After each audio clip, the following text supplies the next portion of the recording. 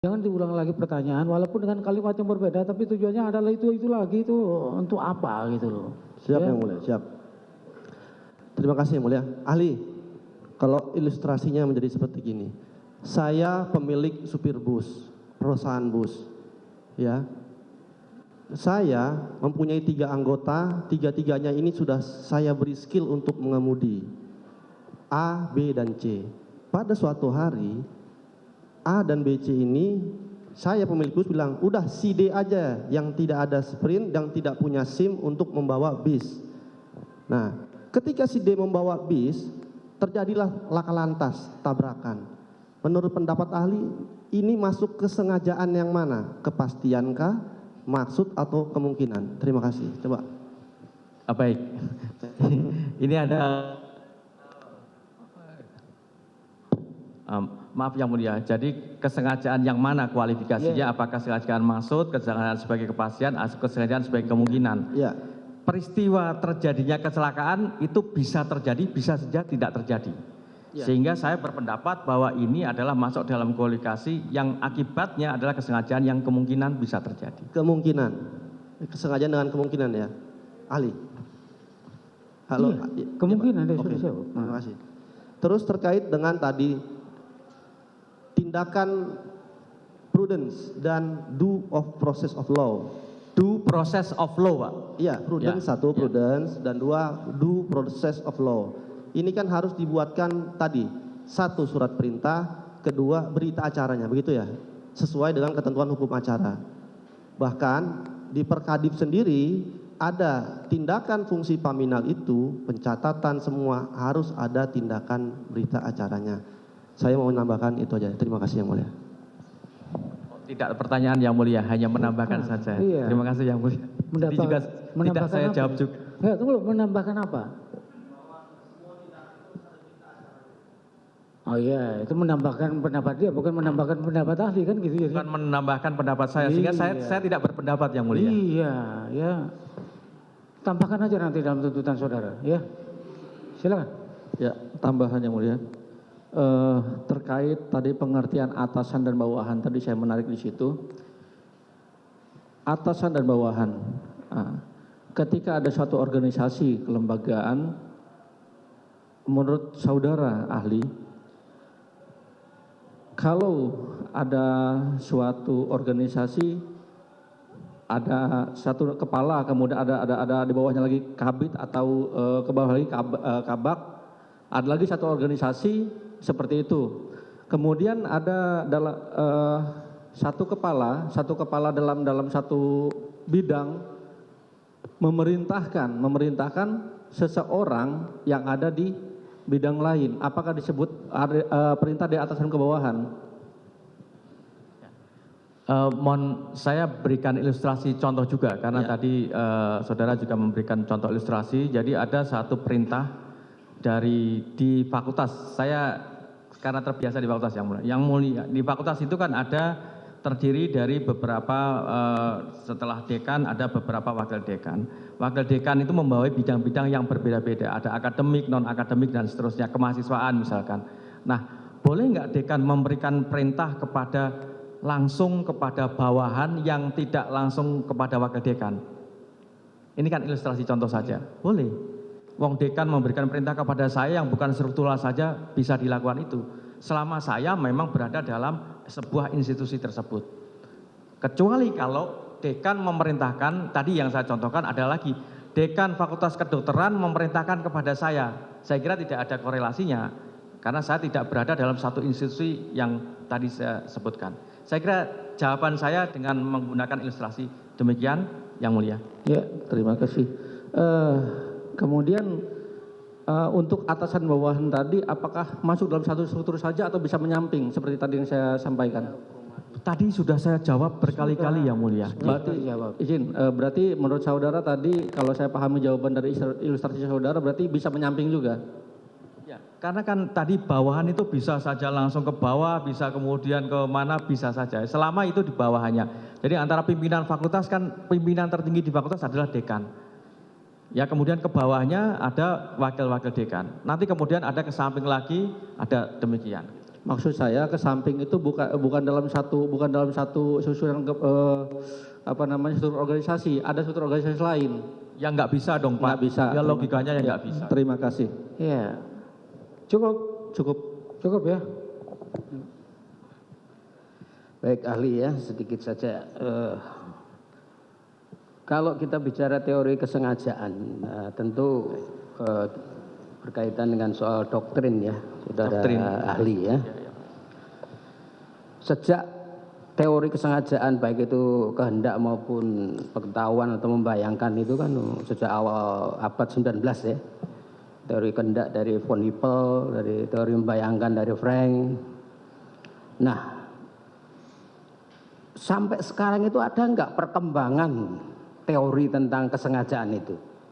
Karena selama saya menjadi hakim pidana hampir kurang lebih 20 tahun, dan kita juga sedang menempuh S3 juga, teori kesengajaan dari sejak ya ini saja. Betul tidak ahli? Iya betul yang mulia. Belum ada perkembangan terbaru tentang teori kesengajaan. Makanya kalau ahli pidana dihadirkan ke persidangan kemudian membahas soal kesengajaan, bukan berarti hakim pidana itu menyepelekan, tidak. Tapi tidak memperoleh hal yang baru. Teori kalau yang kaitan dengan teori ya, tidak ada yang baru. Betul tidak, Prof? Ya. Belum ada. Ya. Belum ada teori yang terbaru kan? Ya, prinsipnya yang tadi sudah saya sampaikan teorinya. Ya. Jadi kita sepakat pada hal itu. Nah pertanyaannya, karena ini kaitannya dengan soal pembuktian ya, sengaja atau tidak, secara melawan atau tidak. Nah kembali kepada praktek dikaitkan dengan pembuktian aktor resus kan begitu? Sepakat tidak, Prof? Ya. Ya. Nah karena nyambung dengan apa yang disampaikan oleh tim penasihat hukum tadi kan menyangkut soal keyakinan hakim kan begitu. Nah, kalau berkaca dari situ, tentu teori kesengajaan hakim teori yang digunakan itu saja, tapi kembali kepada praktek. Makanya untuk membuktikan hal itu kita kan tahu ada perkara-perkara yang sangat sulit seperti perkara Jessica, perkara terbunuhnya Munir gitu kan. Ya. Untuk membuktikan sengaja, membuktikan secara melawan hukumnya di mana. Kan kembali pada praktek. Gitu loh. Jadi yang saya tanyakan kepada ahli. Ada teori di dalam kesengajaan itu teori determinan dan teori interdeterminan. Bisa dijelaskan, Prof? Kaitannya dengan soal ini loh untuk kesengajaan ini. Ya ini kan jadi intinya sebenarnya ini termasuk dalam kualifikasi variabel pengaruh dan terpengaruh yang mulia. Jadi mana yang paling dominan? Yang mana yang paling dominan yang kemudian mempengaruhi bahwa suatu perbuatan yang dilakukan oleh si pelaku ini memang sengaja dilakukan dan kemudian dia juga tadi sudah saya jelaskan bagaimana menghendaki maupun mengetahui. Mana faktor-faktor yang paling dominan yang kemudian menyebabkan si pelaku ini adalah melakukan perbuatan dengan sengaja tadi. Intinya determinan interdeterminan seperti itu yang mulia. Baik, kalau dikaitkan dengan hal itu, artinya si pelaku itu sendiri ketika ada pengaruh itu, pengaruh kan bisa datang dari lingkungan, bisa dari atasan, bisa dari karena tugas dan sebagainya. Bisa nggak si pelaku itu sebenarnya sudah menduga, oh kalau ada pengaruh seperti ini saya harus melepaskan dari pengaruh itu? Ya.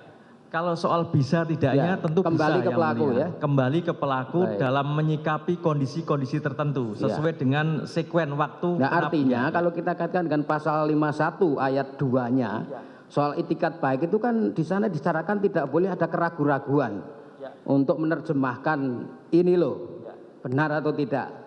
Artinya dia harus punya seperti itu ya, nggak boleh ragu-ragu tadi ya. Betul yang sebagai patokan untuk mengkualifikasi ini ada itikat baik atau tidak. Ya, baik. Terima kasih, Prof.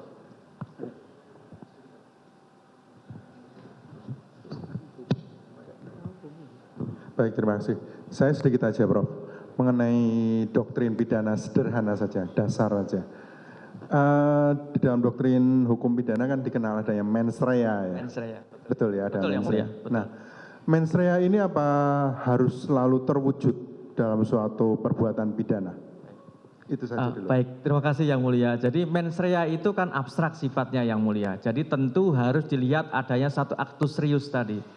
Actus reus itu adalah perbuatan. Wujud dari mens rea ini kan kita bisa melihat dari perbuatannya atau actus reusnya. Nah, actus reus yang seperti apa? Tentu actus reus yang sifatnya serabar yang kemudian melanggar dari asas dogmatik tadi. Jadi tidak bisa kemudian hanya mendasarkan pada adanya mens rea. Mens rea, bagaimana kita menilai mens rea? Nah, yang bisa kita nilai adalah actus reusnya yang sifatnya serabar yang kemudian melanggar dari asas dogmatik tadi. Demikian yang mulia. Nah, lanjut ke pertanyaan selanjutnya. Itu tadi mens rea adalah sifatnya abstrak. Kalau dengan sengaja atau tanpa hak itu apakah juga abstrak juga? Itu sudah actus reus yang mulia. Oh, sudah begitu. actus reus. Jadi kan sudah wujud dari perbuatan. Makanya tadi kan yang sengaja tadi adalah perbuatan yang dilakukan oleh si pelaku tadi, sengaja dilakukan, ya. Kenapa kok sengaja dilakukan? Ini adalah dikehendaki oleh si pelaku perbuatan itu, dan si pelaku juga menghendaki akibatnya, dan si pelaku juga mengetahui bahwa perbuatan yang dilakukan adalah perbuatan yang melawan hukum, dan juga mengetahui akibat dari adanya satu perbuatan yang melanggar atau perbuatan yang melawan hukum tadi. Demikian yang mulia. Baik. Nah, kalau begitu, bisakah dijelaskan pergandengan atau irisan antara mens rea dengan sengaja dan tanpa hak itu tadi? Baik yang mulia, jadi mens rea tadi saya sampaikan itu adalah abstrak, niat jahat, baru bisa kita lihat adalah perbuatannya. Nah, perbuatan itu apakah dikualifikasi sebagai sengaja atau tidak? Kalau dalam terminologi kesalahan kan ada dolus, ada culpa yang mulia. Nah, ini kan yang dolus, yang sengaja. Nah, sengaja tadi itu dengan sengaja dan tanpa hak, artinya apa? Artinya bahwa si pelaku menghendaki dan mengetahui bahwa perbuatan yang dilakukan itu dilakukan tanpa hak, tidak sesuai dengan kewenangannya. Itu yang tadi yang mulia saya sampaikan, demikian. Baik, jadi tolong dikoreksi kalau kesimpulan saya salah. Jadi mens rea itu secara abstraksi itu diwujudkan dalam perbuatan dengan sengaja itu tadi. Begitu Betul, ya? betul yang mulia, betul. Begitu ya. Baik, terima kasih. Baik ya, dari terdakwa ada yang mau ditanyakan? Cukup ya? Cukup ya. Terima kasih untuk pendapat ahli. Terima Ya. kasih yang mulia. Ketepatan juga sudah selesai juga. Ya. Ini KTP ahli. Akan diambil.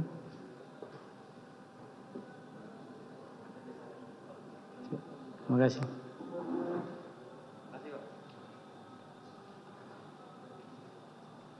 Ya, kita akan skors terlebih dahulu ya. Nanti akan kita buka kembali jam 1. Ya.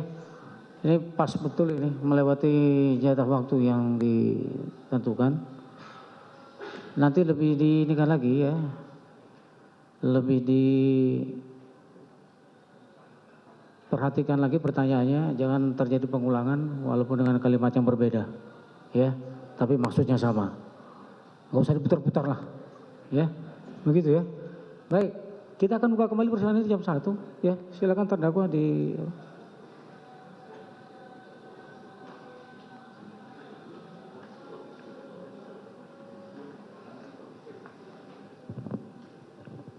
Nah, di tengah-tengah lah, jangan seperti musuhan jadinya kalau ada jeda. Ya, kita skors dulu persidangan ini ya. Jam 1 nanti kita buka kembali skors, sidang nyatakan skors.